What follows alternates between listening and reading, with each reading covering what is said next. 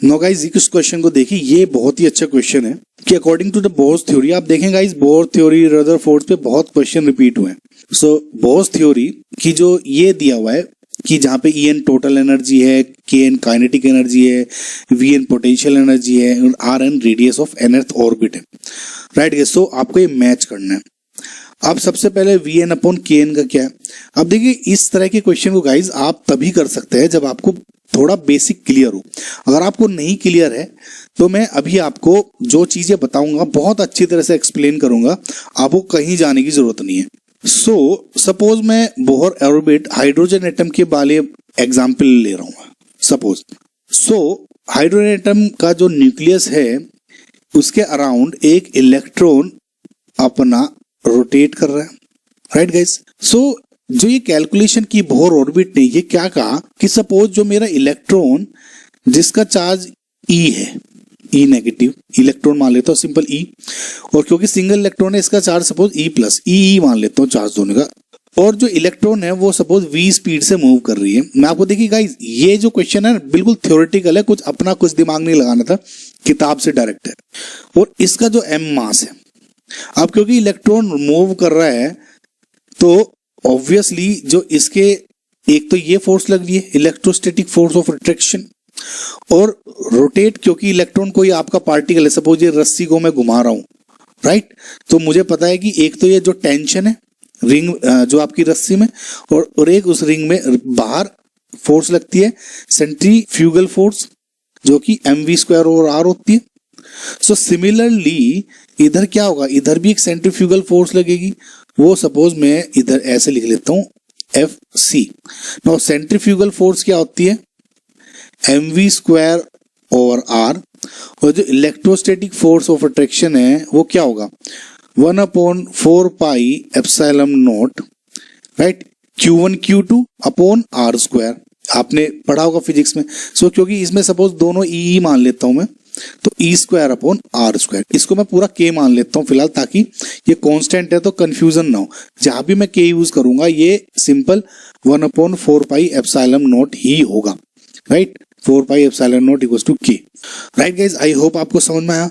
तो अगर मैं इन दोनों, ये अगर इसी रोटेट कर रहा है तो वी नो कि Fe इक्वल्स टू mc होना चाहिए, तो mv² upon r equals to ke² over r², और r से r कैंसिल, तो mv² का मतलब हो गया ke² over r, right guys. अब देखिए मैं ये क्यों कर रहा हूं, ये मुझे किसी तरह से काइनेटिक एनर्जी चाहिए। अब देखिए पोटेंशियल एनर्जी और काइनेटिक एनर्जी, मुझे काइनेटिक एनर्जी का हाफ mv² पता था, राइट। अब आपने क्या किया, mv² यहां से मिल गया तो ये क्या हो जाएगा half ke² over r। Now potential energy क्या होगी Vn, सपोज ये Vn होता है potential energy force into Fdx displacement, right, with minus sign. तो अगेन फोर्स क्या लग रही है इस पे, देखिए इलेक्ट्रोस्टैटिक फोर्स जो आप पे लग रही है वो क्या है हाफ ke² अपॉन r², ये फोर्स ऑफ अट्रैक्शन है, इनटू डिस्टेंस क्या है r, तो r से r कैंसिल, तो जो आपकी पोटेंशियल एनर्जी हुई क्या होगी minus ke² upon r। I hope guys आपको समझ में आया होगा। देखिए क्या होता है कि टोटल एनर्जी होती है kinetic energy plus potential energy. Kinetic energy मैंने हाफ mv² चाहिए था, जो कि मैंने mv² अपॉन r से इक्वेट करके निकाल लिया। सिमिलरली जो मुझे पोटेंशियल एनर्जी क्या है इलेक्ट्रोस्टैटिक फोर्स इनटू dx4 है, जो भी चार्ज आपका सिस्टम है, राइट। इससे मेरा क्या मिल गया माइनस ke ओवर r।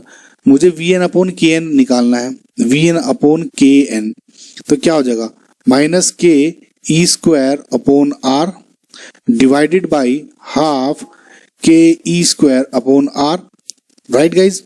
ये हो गया r हो गया, ये था, तो ये पूरा का पूरा कैंसिल, 2 पर आ गया तो -2, तो इसका जो सही ऑप्शन है क्या है a का हो गया r, ये। आई होप समझ में आया होगा आपको।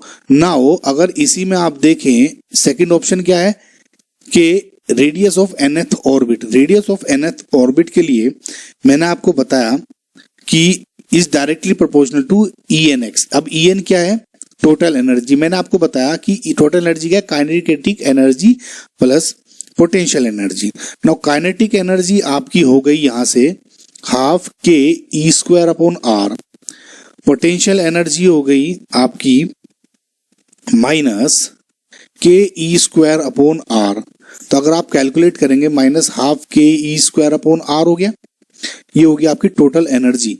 तो अगर इससे देखें कि ई इज, ये ई है रेडियस, अब देखिए पूछा क्या है कि आर, देखिए मैं यहां से थोड़ा रब कर देता हूं, इसने क्या कहा है कि R is directly proportional to e की पावर एक्स।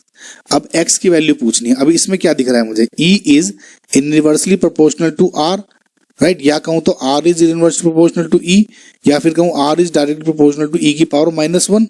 तो x की वैल्यू क्या हो गई -1। तो इसमें हो गया b का जो करेक्ट आंसर है वो क्या हुआ, q, राइट, ये वाला। सिमिलरली एंगुलर मोमेंटम पूछा है, angular momentum in the lowest orbit.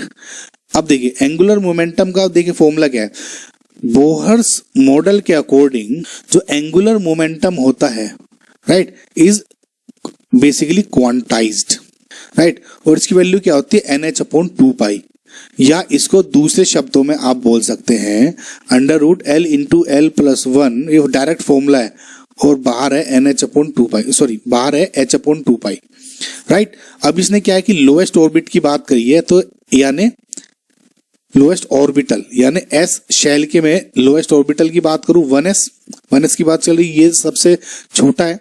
तो s के लिए l की वैल्यू क्या होती है 0, s p के लिए 1, d के लिए 2, f के लिए 3, I know we know that, right. So l = 0 रखेंगे तो पूरा क्या आ गया 0।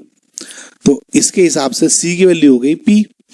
नाउ जो डी ऑप्शन है इसमें कहा है कि जो रेडियस है वो z की क्या प्रोपोर्शनल है। देखिए गाइस, बोहर रेडियस का जो जनरल फॉर्मूला होता है वो क्या है, kn² राइट, kn² सो इसके अकॉर्डिंग आप कह सकते हैं कि जो r है, जहां पे n क्या है नंबर ऑफ शेल, z है एटॉमिक नंबर, राइट। मैं दोबारा से लिख देता हूं kn²/z।